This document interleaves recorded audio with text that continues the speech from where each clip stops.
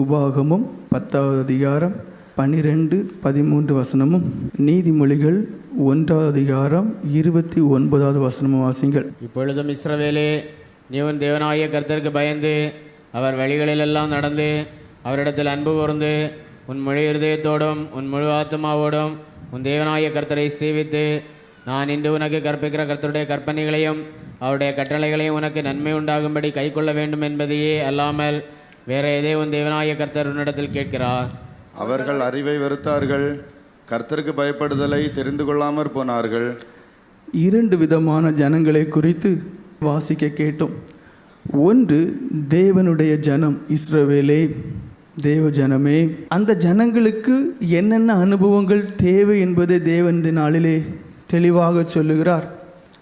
அடுத்தது, இனி ஒரு கூட்டமான ஜனங்கள், உலகத்தார், கீழ்ப்படியாதவர்கள், தேவ நம்பிக்கையற்றவர்கள், இந்த உலகத்திலே தன் விருப்பம்படி தனக்கு தோன்றினபடி ஜீவிக்கக்கூடியதான ஜனங்கள். 2 கூட்டத்தாரை பற்றியதான காரியம். இஸ்ரவேலே என்று சொல்லப்பட்டிருக்கிறது. தேவனுடைய ஜனங்களிடத்தில் எதை எதிர்பார்க்கிறார்? கர்த்தருக்கு பயப்படக்கூடியதான பயம். விசுவாசி என்று சொல்லுகிறோம், ரட்சிக்கப்பட்டவர் என்று சொல்லுகிறோம், பரிசுத்தாவியை பெற்றோர் என்று சொல்லுகிறோம், ஆவிக்குரியவர் என்று சொல்லுகிறோம். தேவ பயம் இல்லை. அதனால் என்ன வருகிறது? மனம் போல ஜீவிக்கக்கூடியதான ஒரு வாழ்க்கை அநேகர் வாழ்கிறாங்க. அதனால தான் மனசில் ஒரு நெருக்கம். எப்படியாவது மக்களுக்கு ஒரு சில காரியங்களையாவது சொல்லி தேவனுக்கு பயப்படணுங்கிறத உணர்த்தணுங்கிறது. எது மாத்திரம்தான் நமக்குள்ளே இருக்கணும்? தேவ பயம்.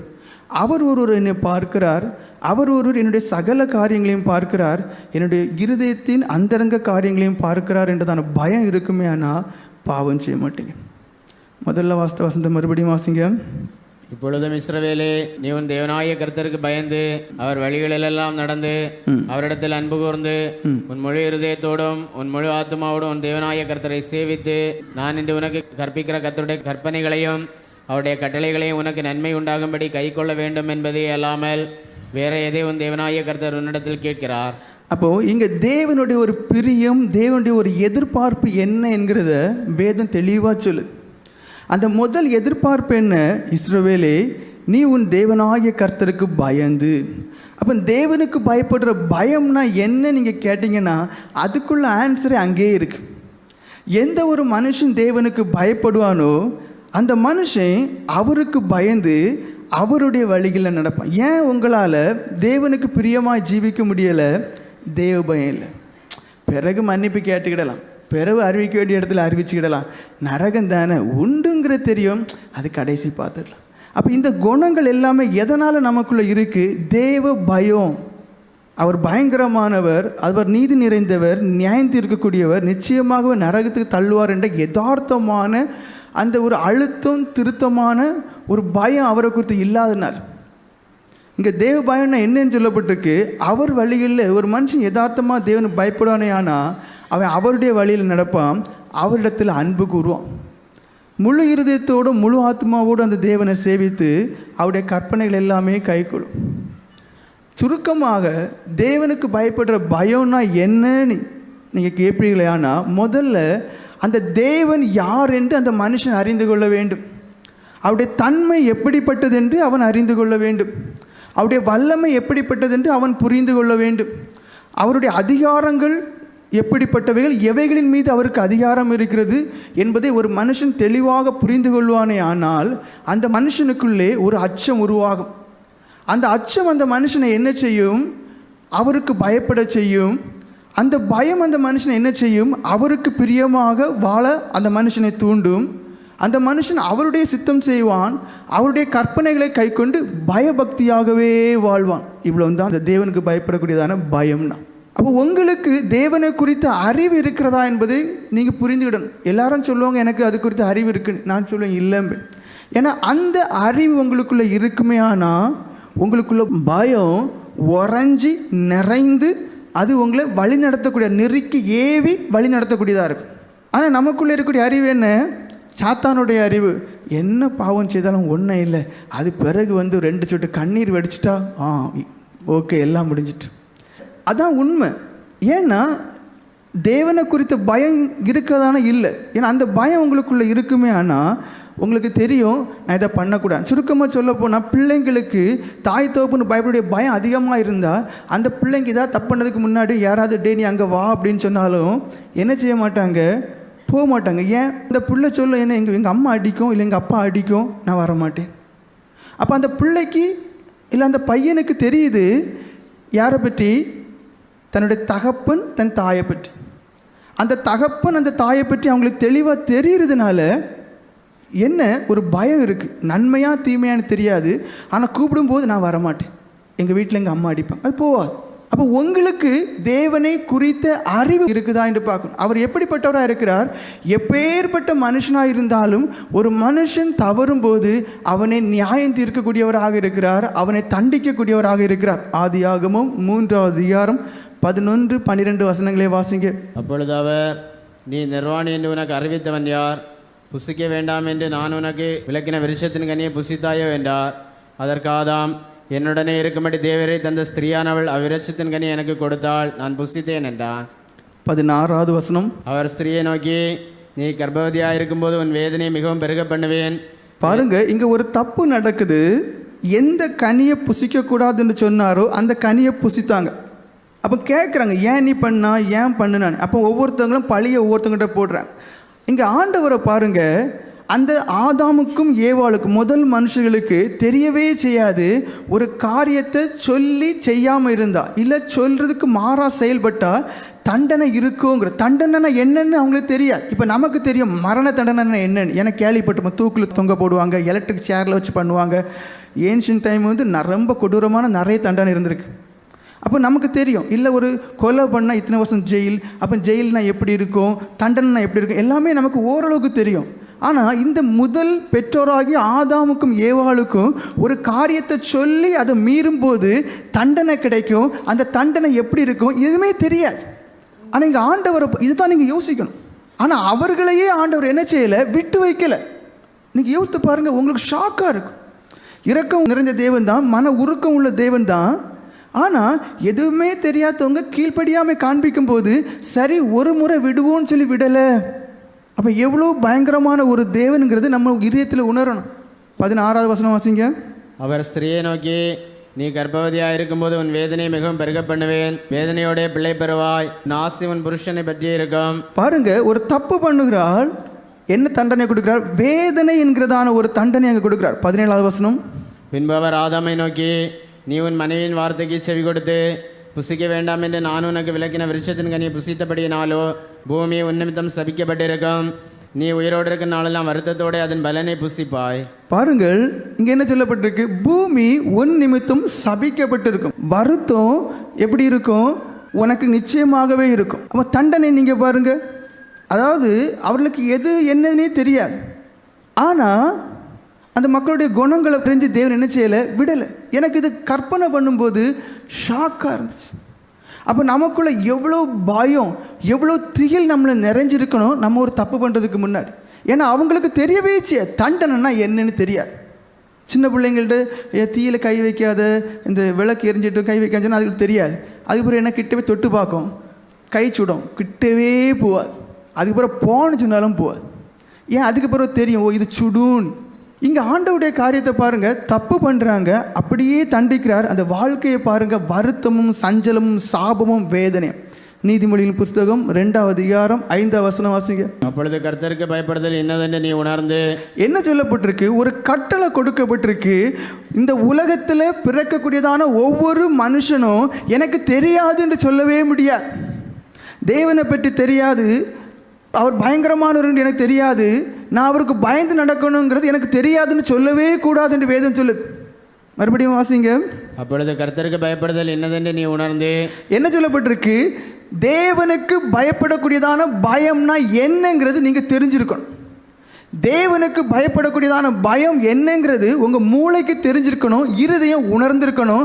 உங்களுடைய ஆவி ஆத்மா சரீரத்தின் மூலம் வரக்கூடியதான அந்த செயல்பாடு அதன்படி கண்ட்ரோல் பண்ணப்பட்டிருக்கணும்.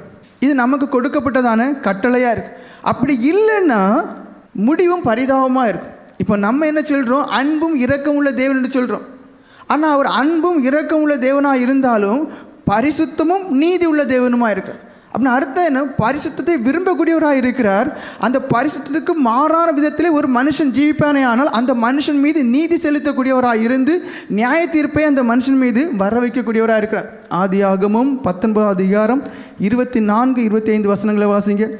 அப்பொழுது கர்த்தர் சோதோமின் மேலும் குமோராவின் மேலும் கர்த்தராலே வானத்திலிருந்து கந்தகத்தையும் அக்னியையும் வருஷிக்க பண்ணி அந்த பட்டணங்களையும் அந்த சமபூமி அனைத்தையும் அந்த பட்டணங்களின் எல்லா குடிகளையும் பூமியின் பயிரை மடித்து போட்டார். பாருங்க, பயிர் அழிச்சார், குழந்தைகளை அழிச்சார், வாலிபர்கள் அழிச்சார், முதியோர்களை அழித்தார், எல்லாரையுமே அழித்தார். அந்த மரணம் எப்படிப்பட்டதாக இருந்துச்சு? கொடூரமாக துடிதுடிச்சு இறக்கக்கூடியதாக இருந்துச்சு. எபிரேயர்களின் நிருபம் 12 அதிகாரம் 29 வசனம் வாசிங்க. நம்முடைய தேவன் பட்சிக்கிற அக்கினியா இருக்கார். நமக்கு அர்த்தமே தெரியாது, அப்படிதானே? நம்முடைய தேவன் பட்சிக்கிற அக்னியா இருக்கிறாரே. பாருங்கள், நம்முடைய தேவன் இரக்கம் உள்ளவர் என்ன தப்பு பண்ணாலும் பிறகு ஆண்டவரே என்னை மன்னிச்சிருன்னு சொல்லி தப்பிடலான்னு ஒரு கள்ளத்தன சிந்தனை நமக்குள்ள இருக்கு. அதே தேவன் தான்.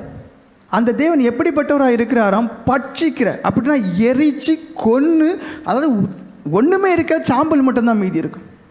அப்படிப்பட்ட பயங்கரமான தேவனாக இருக்கிறார். வானத்திலிருந்து இந்த உலகத்தில் நான் தீப்பெட்டி தர மாட்டேன், விறகு தர மாட்டேன், எரிக்க சம்மதிக்க மாட்டேன்னு சொன்னாலும் போடான்றார். வானத்தை திறப்பார், வானத்திலேருந்து கந்தகத்தை விட செய்கிறாரு, வானத்திலேருந்து அக்னி இறக்க செய்கிறாரு. உன் தீப்பெட்டியும் வேண்டாம், உன்னுடைய விறகம் வேண்டாம், உன்னுடைய எரிக்கக்கூடிய எந்த ஒரு பொருளும் எனக்கு தேவையில்லை. நான் என்ன செய்திருவேன்? நானே அக்னி நிறைந்த தேவனாக இருக்கிறதுனால நான் எரித்து சாம்பலாக்கிடுவேன். அப்போ எவ்வளவு பயங்கரமான ஒரு தேவன் நமக்கு இருக்கிறாருங்கிறத புரிந்துக்கிடணும். பாவம் செய்கிறதுக்கு மட்டும் அந்த சிந்தனை உங்களுக்குள்ள வரட்டு. ஏன்னா பாவம் செய்யாமல் இருக்கிறதுக்கு, தீங்கான காரியங்களை அறியாமல் இருக்கிறதுக்கு குழந்தைகள் போல இருக்கணும்.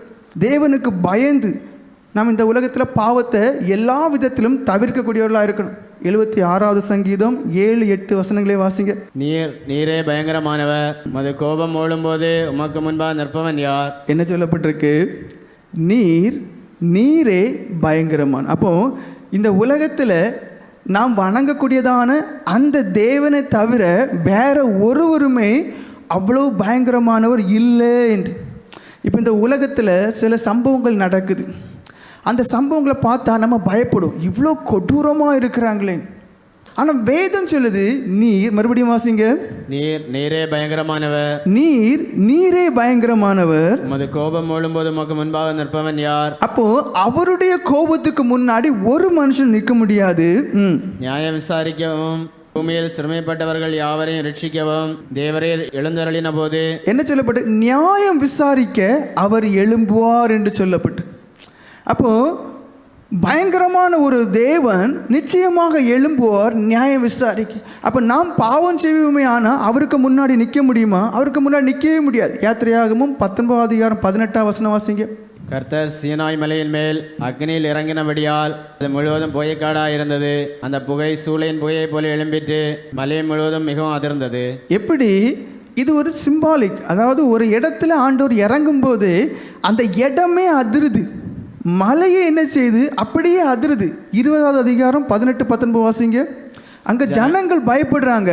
ஆண்டவரே நீர் பேசாதுங்க, மோசே எங்களோட பேசட்டு. நீ வாசிங்க. ஜனங்கள் எல்லாரும் இடி முழக்கங்களையும் மின்னல்களையும் எக்கால சத்தத்தையும் மலை புகைக்கிறதையும் கண்டார்கள்.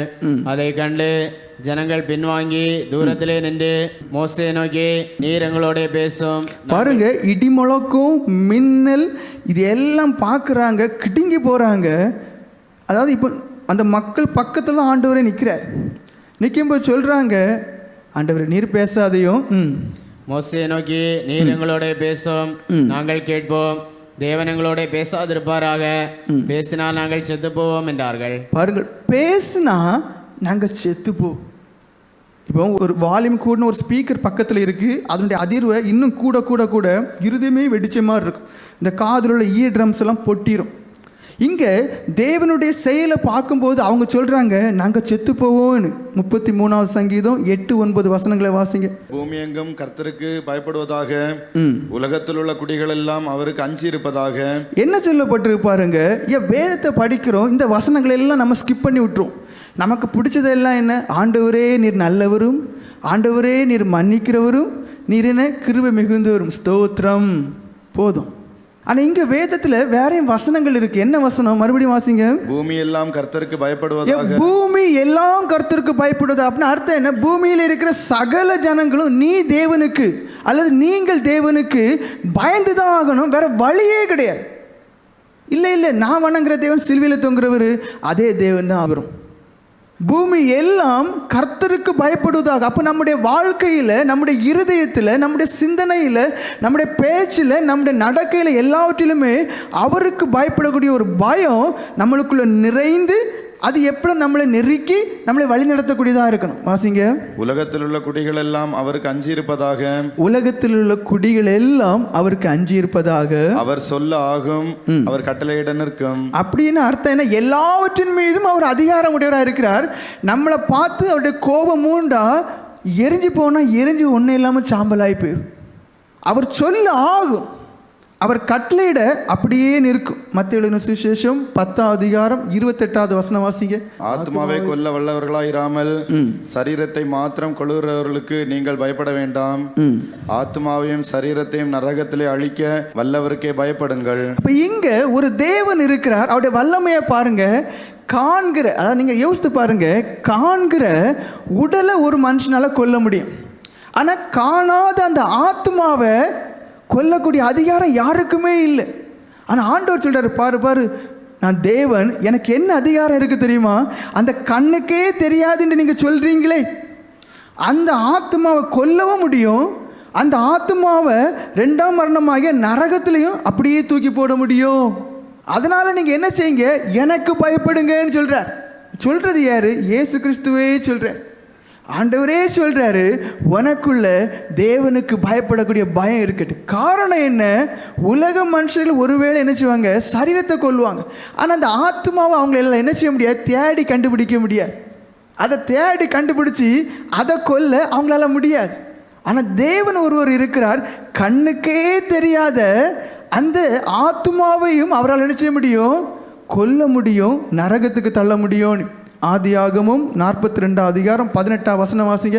அதாவது பழைய ஏற்பாட்டில் இருந்ததான அந்த தேவ மனுஷனாக யோசேப்புக்கு இதெல்லாம் தெரிஞ்சதுனால தேவனுக்கு பயப்படுறாய். அவர் சாட்சியை என்ன சொல்றாரு பாருங்க, வாசிங்க. 3ஆம் நாளிலே யோசேப்பு அவர்களை நோக்கி, நான் தேவனுக்கு பயப்படுகிறவன், நீங்கள் உயிரோடு இருக்கும்படிக்கு ஒன்று செய்யுங்கள். போதும். என்ன சொல்ல, நான் தேவனுக்கு பயப்படுகிறவன். எத்தனை பேரால தைரியமா சொல்ல முடியும் நான் தேவனுக்கு பயப்படுறேன் அப்படின்னு? அர்த்தம் என்ன தெரியுமா? நான் தீமையை விட்டு விலகுவேன், பாவம் இல்லாமல் ஜீவிப்பேன், பரிசுத்தமாக ஜீவிக்கக்கூடியவன், எப்பொழுதும் என் அகக்கண்களுக்கு முன்பாக, என் புறக்கண்களுக்கு முன்பாக எப்பொழுதுமே அவரை நான் நினச்சிட்டு இருக்கிறேன். சொல்ல முடியுமா?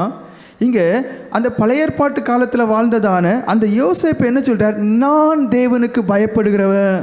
அதே ஆதியாகமும் 39ஆம் அதிகாரம் 9-10 வசனங்களை வாசிங்க. அதை அவர் நிரூபிக்கிறார் பாருங்க.